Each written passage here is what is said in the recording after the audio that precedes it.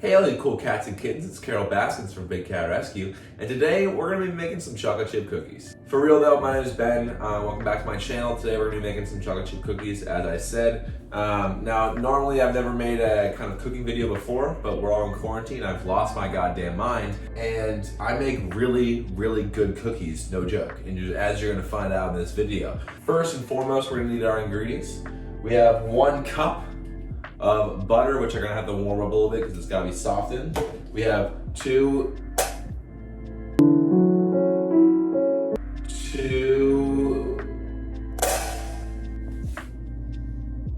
I just dropped an egg, Ruby. Ay, beta kinito good. I'm gonna clean it up right now.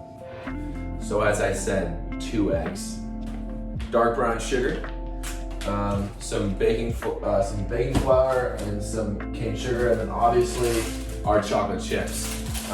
That's what the rest. That's everything. Oh, and then vanilla extract as well. That's everything that the recipe calls for. What I like to do, a little insider tip, if you will, is I put a little bit of cinnamon and a little bit of salt into my chocolate chip cookies. But we will get to that when we get to that. So let's get all of the necessary ingredients into a location where we're gonna mix them all together. This, ladies and gentlemen, this behemoth, this is the Sloppy Toppy 2000, aka the KitchenAid mixer, aka the way that we're gonna mix all our ingredients together. Let's get right into mixing, shall we? So first thing we gotta do is we gotta soften this butter because it's too hot right now. It's been in the fridge. So most people just put it in the microwave, but I just kind of talk to this butter about how it's been a naughty boy. Soften it up a little bit. No, I'm kidding. I'm just gonna put it in the microwave for the sane person. You don't really realize like how bad chocolate chip cookies are for your body until you're putting this much butter onto a plate.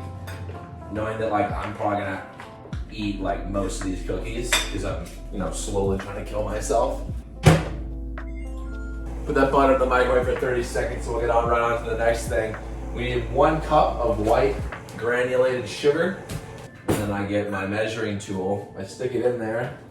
I try to get way more than an actual cup into this measuring device, and then I just kind of level off the top with the back of the knife. I mean, like, I don't want to say like, Julia Child has nothing on me because I'm making a cooking show right now, but Julia Child has nothing on me because I'm making a cooking show right now. Now we need 1 cup of light brown sugar. I use dark brown sugar because I don't discriminate, like this racist recipe, but that's neither here nor there. So we need a little bit more.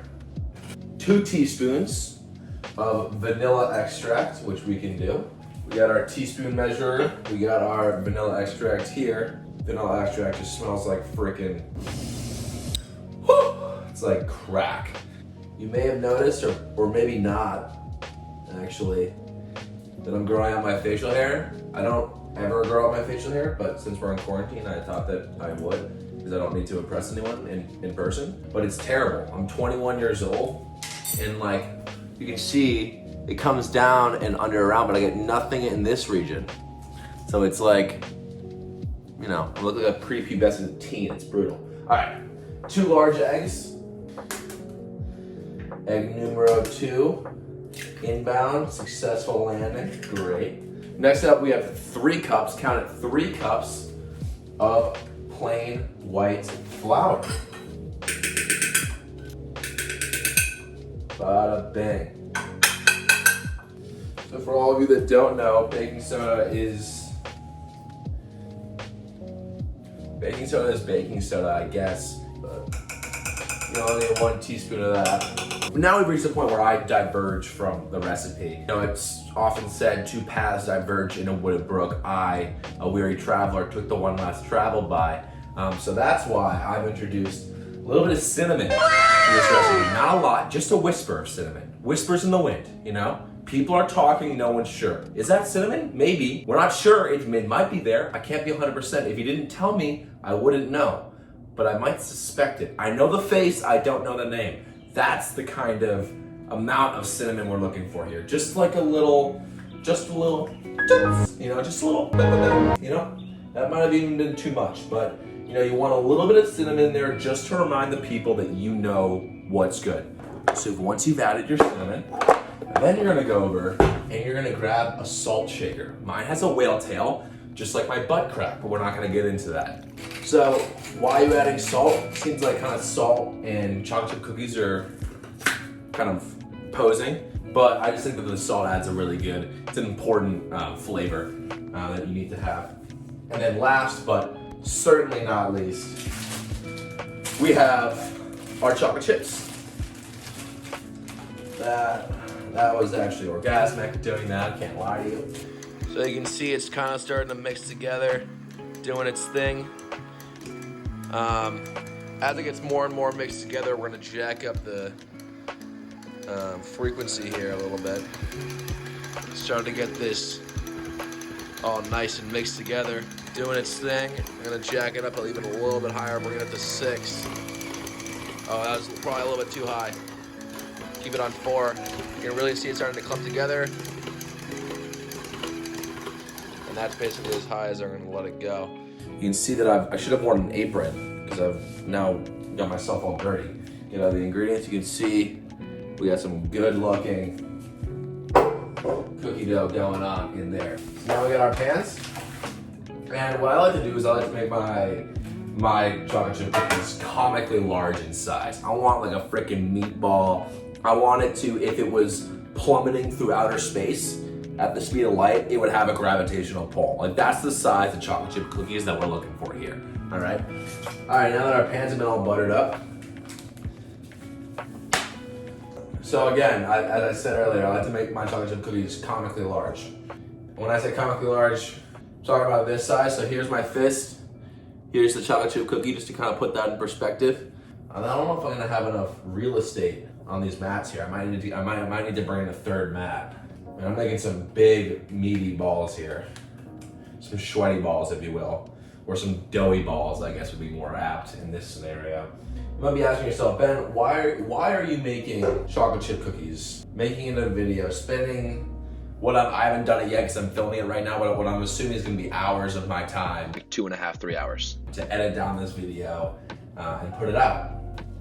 And one, it's for something to do. I've always enjoyed making YouTube videos, but it's also because in the times that we're living in right now, a sense of normalcy, something funny, something to laugh at, something you can enjoy watching is super important. I've been looking around YouTube recently, literally just looking up like good vibe videos, simply because it's tough. It's tough to live in the world that we're living in right now. So hopefully this video not only teaches you how to make a freaking bomb.com chocolate chip cookie, but also improves your mood, even if in the slightest. I forgot, I need to preheat my oven. In my house, I have a convection oven. I don't really know what that means, but I know it's not gas. I'm pretty sure it's electric. I don't really know what it means from like a engineering standpoint, but what I do know it means is it cooks things differently than like a conventional gas oven would. So I'm gonna put my oven to 350, and I like to cook them for like 11 to 12 minutes. So that is 12 beautifully made, perfectly constructed chocolate chip donuts. I'm gonna wash my hands quickly, and then I'm gonna camera mode, we do a little cinematic sequence. So I don't know if I'm gonna add any sort of cool edits or music in this section, but right now for the filming, I'm just gonna give myself some of my own soundtrack. Here we go.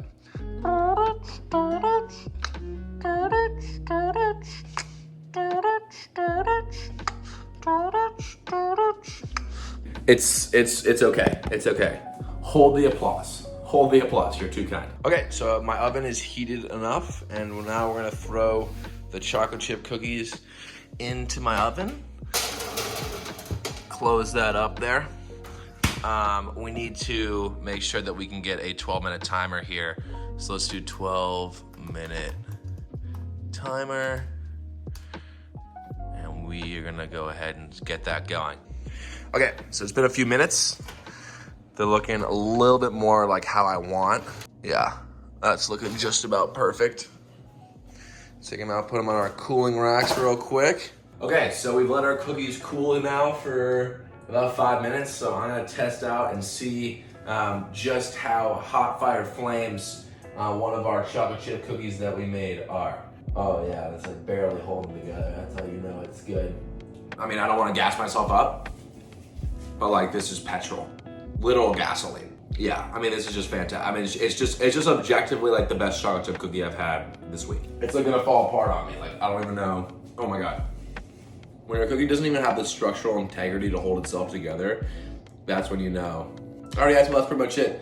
I don't really want to continue just showing you getting out the second batch of chocolate chip cookies. I think you got the idea. I hope you enjoyed this video, and I hope that all of you out there are staying safe, that your families are safe, that you're safe, that you're making smart decisions in these troubling times. But yeah guys, that's pretty much it. Thank you so much for watching. This has been Ben, and